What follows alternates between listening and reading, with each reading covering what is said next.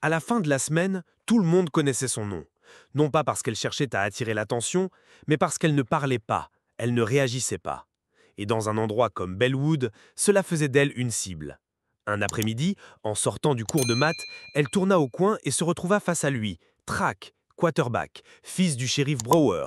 1,88 m, blond, sûr de lui, avec déjà un sourire narquois. C'est toi la ninja demanda-t-il, assez fort pour être entendu. Ou t'es juste muette? Les autres rirent. Le regard d'Ayana ne changea pas. Excuse-moi, dit-elle calmement, en essayant de passer, mais il lui barra le chemin.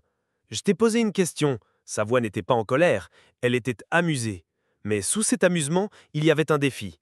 J'ai entendu dire que ton père est une ancienne star de films d'action. Il joue les durs, enseigne aux filles à faire des courbettes. Pour la première fois, Ayana soutint son regard. Tu te trompes, dit-elle. Il m'a appris à ne pas frapper, sauf si c'est nécessaire. Les autres firent Ouah en riant, mais le sourire de Trax s'effaça un peu. Il s'écarta avec un faux salut. Après vous, sensei. Le coin suivant ne tarda pas. En sport, pendant un relais, Track la heurta volontairement en lui passant le témoin. Elle tomba. Violemment. L'entraîneur détourna le regard. Les élèves rirent. Attention, dit Track, je veux pas abîmer ton petit cerveau de dojo. Ce soir-là, Ayana était élongée dans sa chambre, fixant le plafond. Ses muscles la faisaient souffrir, mais pas à cause de la chute. Elle ouvrit son téléphone et regardait une vieille photo d'elle et de son père, debout près d'un sanctuaire à Kyoto. Elle se souvenait de ses paroles. Quand le monde te pousse, ne riposte pas, détourne-le. Elle ferma les yeux et répétait le mantra appris en 3 langues, calme, contrôle, précision. Mais à Bellwood, tout cela ressemblait à de la faiblesse. Et la faiblesse, c'était du sang dans l'eau. Le coup de grâce arriva le vendredi. En approchant de son casier, elle vit un message écrit au marqueur rouge « Retourne en Chine ». En dessous, un dessin moqueur de yeux bridés et une posture de kung-fu. Son souffle se coupa, mais ni à cause de la douleur, ni de la honte, ni de la peur. Derrière elle, un élève murmura « T'aurais dû rester dans Tokyo Drift ». Derrière éclatèrent. Ayana ouvrit son casier, y rangea ses livres, puis referma, sans mots. Elle s'éloigna. Ce soir-là, dans le calme du salon, elle était assise auprès de sa mère. À l'écran, passait un vieux film, Above the Law. Son père, plus jeune, rapide et silencieux, y maîtrisait 6 agresseurs d'un geste fluide. Il n'a jamais élevé la voix, dit-elle doucement. Sa mère hocha la tête. Et il ne levait la main que s'il n'avait pas le choix. Le regard d'Ayana se durcit. Mais si personne d'autre ne les arrête, Yuki la fixa, puis regarda l'écran. Alors, on leur montre ce qu'est l'équilibre. Quelque chose changea dans la poitrine d'Ayana. Ce n'était pas de la rage, ni de la vengeance, c'était une détermination silencieuse, celle que son père lui avait enseignée. Elle ne se battrait pas encore, mais elle ne baisserait plus les yeux. Elle ne laisserait plus les autres décider de sa place. La tempête pouvait venir, elle serait déjà debout. La semaine suivante, elle la traversa comme une ombre, présente mais intouchable. Elle répondait quand on lui parlait, rendait ses devoirs à temps, répondait aux questions avec calme et clarté. Mais rien ne semblait suffire. Les moqueries, les murmures, les regards en coin s'intensifièrent. Un jour, elle trouva de faux biscuits chinois sur son bureau, chacun contenant un message raciste. Le karaté, c'est le retour à la maison.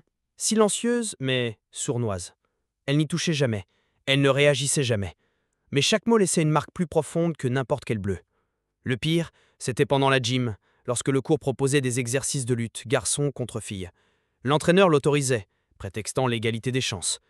Ayana était jumelée à un junior nommé Dylan, un joueur de ligne au cou épais, plus musclé que technique. Lorsqu'il se jeta sur elle, Ayana l'esquiva sans effort et lui tapota le dos au sol. Il grogna et se releva. « La chance du débutant », marmonna-t-il.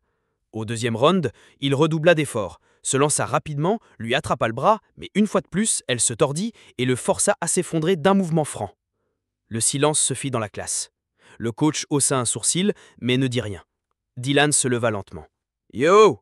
aboya-t-il. « Tu triches ou quoi? C'est quoi ces conneries de ninja ?» Des rires s'en suivirent. Track, assis sur les gradins, s'écria. « Ça devait être la magie de son père !» Ayana le regarda. Son sourire suffisait, paresseux, empreint d'une certaine intoxication. L'espace d'un instant, ses mains se crispèrent. Elle entendit la voix de son père dans son souvenir. « Si tu les laisses contrôler tes émotions, ils ont déjà gagné. » Elle lâcha prise. Ce soir-là, Ayana fit le long chemin jusqu'à chez elle. Sa mère faisait 2 gardes à la clinique et le quartier était calme. Elle avançait dans les ruelles sous un ciel orange sombre. Au coin de Maple et de Sixth, une Dodge Charger noire surbaissée s'arrêta. Track était au volant.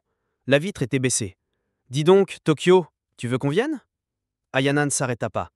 Il rit. « Quoi, t'aimes pas les voitures américaines ou t'en as juste peur ?» Elle ne répondit pas. Il fit vrombrir le moteur, jeta une canette vide par la fenêtre et démarra en crissant. Lorsqu'elle arriva à la maison, celle-ci était plongée dans l'obscurité.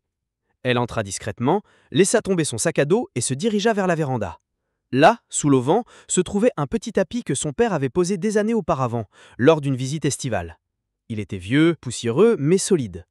Ayana se tenait pieds nus dans la pénombre et commença à bouger. Ses pieds glissaient sur le tapis avec un rythme fluide, ses bras dessinaient des cercles, sa respiration était régulière. Elle s'entraînait à faire des roulades, des changements de direction, des esquives. Son corps se souvenait de ce que son esprit avait enfoui. Elle ne bougeait pas violemment, elle bougeait avec contrôle, comme son père le lui avait appris, comme il vivait. Sa peau luisait de sueur, son cœur était calme. Elle s'entraîna jusqu'à la tombée de la nuit. À l'intérieur, son téléphone vibra. Un message d'un numéro bloqué.